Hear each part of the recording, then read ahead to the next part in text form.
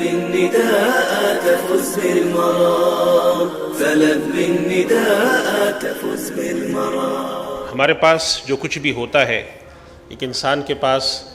اللہ تعالیٰ نے جو کچھ بھی اس کو نعمت اور دولت عطا فرمائی ہو، تو اس کے پاس جو دولت اور نعمت ہے وہ دو طرح کی ہوتی ہیں۔ ایک تو یہ ہے کہ وہ اپنے استعمال میں لاتا ہے، اور ایک وہ ہوتی ہے جس کو انسان تجارت کی غرض سے رکھتا ہے۔ تجارت کی غرض سے رکھنے کا مقصد یہ ہے کہ اس کو بیچ کر نفع کمانا مقصد ہوتا ہے۔ تجارت کی غرض کا مطلب یہ نہیں کہ وہ آدمی تاجر ہو، بلکہ تجارت کا مطلب یہ ہے کہ خواہ وہ تاجر ہو یا نہ ہو، خواہ وہ کہیں پر ملازمت کرتا ہو، خواہ وہ کہیں پر پڑھانے کا کام کرتا ہو، لیکن اس کے پاس کچھ مال ایسا ہے جس کو اس نے اس غرض سے رکھا ہے کہ میں بیچ کے نفع کماؤں گا، تو شرعاً وہ مال تجارت میں آتا ہے۔ تو جو چیزیں اللہ تعالیٰ نے انسان کو دی ہیں جو استعمال کی ہیں، ان پر تو زکوٰۃ نہیں ہے، بشرطے کہ وہ چیز سونا یا چاندی میں سے نہ ہو۔ تین چیزیں ایسی ہیں کہ انسان کے پاس اگر کسی بھی مقصد سے رکھی ہوئی ہوں ان پر زکوٰۃ ہوتی ہے۔ ایک سونا ہے، ایک چاندی ہے، اور ایک نقد رقم ہے۔ لہذا سونا چاندی چاہے آپ کے پاس زیور کی شکل میں ہو، چاہے آپ کے پاس میڈل کی شکل میں ہو، چاہے آپ کے پاس کوئی آرائشی چیز کی شکل میں ہو، بعض دفعہ اس طرح کے آپ کے پاس گلدان ہوتے ہیں کہ جن پر سونے کا کام ہوتا ہے، کچھ آپ کے پاس ڈیکوریشن کی پلیٹس ہوتی ہیں جن پہ سونے کا کام ہوتا ہے، تو چاہے کسی بھی مقصد کے تحت رکھا جائے، بچیوں کی شادی کے لیے سیونگ، ان کے لیے زیور مختص کر کے رکھ دیا اور ان کی ملکیت میں داخل نہیں کیا، یا اس کے علاوہ چاندی کے خاص طور پہ ایسی چیزیں بننے لگی ہیں کہ چاندی کے کچھ ڈیکوریشن کے پیس بنتے ہیں، بعض جگہ چاندی کی کچھ چیزیں بنا کر جو آپ کے گھر ہوتا ہے یا جو آپ کی پراپرٹی ہے اس کے اندر کچھ ڈیکوریشن کی چیزوں میں لگائی جاتی ہے، جو کہ یعنی مثال کے طور پہ لکڑی کا کام کرایا تو دروازے کے اندر کچھ اس طرح کی چیزیں ڈال دی گئیں۔ کچھ چیزیں استعمال میں جیسے چاندی کی ایسی چیزیں بنائی جاتی ہیں جن کا تعلق ٹیبل کے اوپر جو ڈیکوریشن کی پیس رکھے ہوتے ہیں، مثال کے طور پہ انویلپ اوپنر جو آپ کے پاس ایک ہوتا ہے اس کے اندر ہوتا ہے، یا یہ کہ پین ہولڈر ہے وہ چاندی کا بنا ہوا ہے۔ تو اس طرح کی جتنی بھی چیزیں ہیں ان کے بارے میں ذہن میں رکھیں کہ یہ وہ چیزیں ہیں کہ جو چاندی یا سونے کی تعریف میں آتی ہیں اور ان کے اوپر زکوٰۃ ہے۔ تو جب ہم اپنا حساب بنائیں تو ان چیزوں کو ہمیں ضرور اپنے حساب میں لانا ہوتا ہے۔ تو سونا چاندی چاہے آپ کے استعمال کی ہو یا آپ نے اس کو بیچنے کی غرض سے رکھا ہو، اس کے اوپر زکوٰۃ ہے۔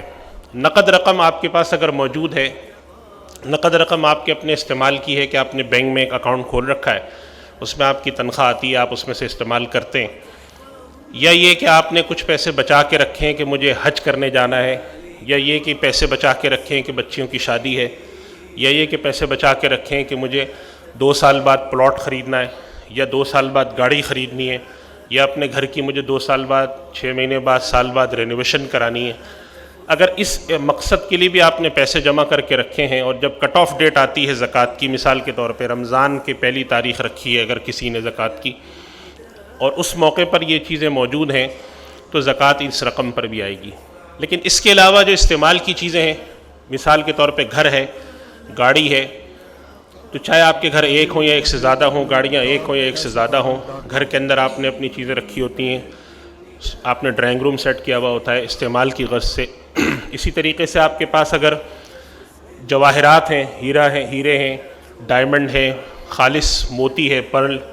ان چیزوں کے پر جو آپ کے استعمال کی ہیں ان پر زکوٰۃ نہیں آتی، چاہے وہ کتنی ہی قیمتی کیوں نہ ہو۔ اور مولانا عدنان صاحب نے زکوٰۃ کے حوالے سے ایک بات آپ کے سامنے رکھی تھی کہ زکوٰۃ جو ہے وہ ٹیکس نہیں ہے۔ آج کل بعض ہمارے ہاں جو دانشور طبقے کے کچھ حضرات ہیں انہوں نے یہ بات رکھی ہے کہ مجھ سے بھی کئی دفعہ سوال آ چکا ہے کہ ایک صاحب نے یہ سوال پوچھا مجھ سے کہ میں اگر حکومت کو ٹیکس دیتا ہوں جو کہ تقریباً 17, 18, 20% ہے، جتنا بھی ہے، تو پھر میں زکوٰۃ کیوں دوں؟ تو پہلی بات یہ یاد رکھیے گا کہ زکوٰۃ کا جو بنیادی مقصد ہے وہ ہے غریبوں تک مال پہنچانا۔ تؤخذ من اغنیائہم وترد الی فقرائہم، نبی کریم صلی اللہ علیہ وسلم کا ارشاد ہے کہ اس امت کے امیروں سے یہ لے کر اس امت کے فقراء تک پہنچائی جائے گی۔ اس کے مقابلے میں جو ٹیکس دیا جاتا ہے وہ حکومتی مشینری چلانے کے لیے دیا جاتا ہے، لہذا اسی ٹیکس کے پیسے سے پرائم منسٹر ہاؤس بھی چلتا ہے، پریزیڈنٹ ہاؤس بھی چلتا ہے، پوری ہمارا عدالتی سسٹم، جوڈیشری بھی چلتی ہے، پورا فوج کا سسٹم بھی چلتا ہے۔ تو خود ہی آپ کو سمجھ میں آ جاتا ہے یہ تقابل کرنے سے کہ ٹیکس کا مقصد انتظام چلانا ہے، ٹیکس بالکل ایسے ہی ہے کہ جیسے آپ کسی فلیٹ میں رہتے ہوں اور اس فلیٹ کے اندر یونین والے پیسے لیتے ہیں آپ سے 1000 روپے، تو اس پیسے لینے کا مقصد کیا ہوتا ہے کہ اس پروجیکٹ کے جتنے بھی انتظامی معاملات ہیں وہ اس پیسے سے چلائے جائیں۔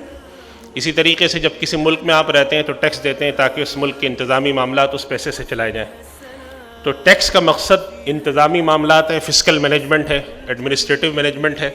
زکوٰۃ کا مقصد امت کے فقراء تک، امت کے امراء سے پیسے لے کے پہنچانا ہے۔ تو اب اگر حکومت زکوٰۃ کا نظام بنا کر زکوٰۃ کی تقسیم اچھی طریقے سے کرے تو حکومت کے ہاتھ میں امانتاً زکوٰۃ دینے میں حرج نہیں ہے، لیکن حکومت ٹیکس کے ذریعے زکوٰۃ لے اور اگر کوئی اس کو ایڈجسٹ کرنا چاہتا ہے کہ میں نے اس سال 18-20% زکوٰۃ ٹیکس دیا ہے لہذا اس میں سے میں زکوٰۃ نہیں دوں گا، تو یہ شرعاً بالکل باطل نظریہ ہے، اور عالم اسلام کا کوئی عالم ایسا نہیں کہ جس نے اس مسئلے کو انڈورس کیا ہو، نہ سنی علماء میں سے کسی نے کیا ہے نہ شیعہ علماء میں سے کسی نے کیا ہے۔ اور اگر جو لوگ یہ بات کرتے ہیں آج کے دور میں وہ بہت ہی زیادہ جدت پسند ہیں، عالم اسلام کے کسی طبقے میں ان کے اس رائے کو کبھی بھی قبول نہیں کیا گیا۔ فلبي النداء تفز بالمرام، فلبي النداء تفز بالمرام.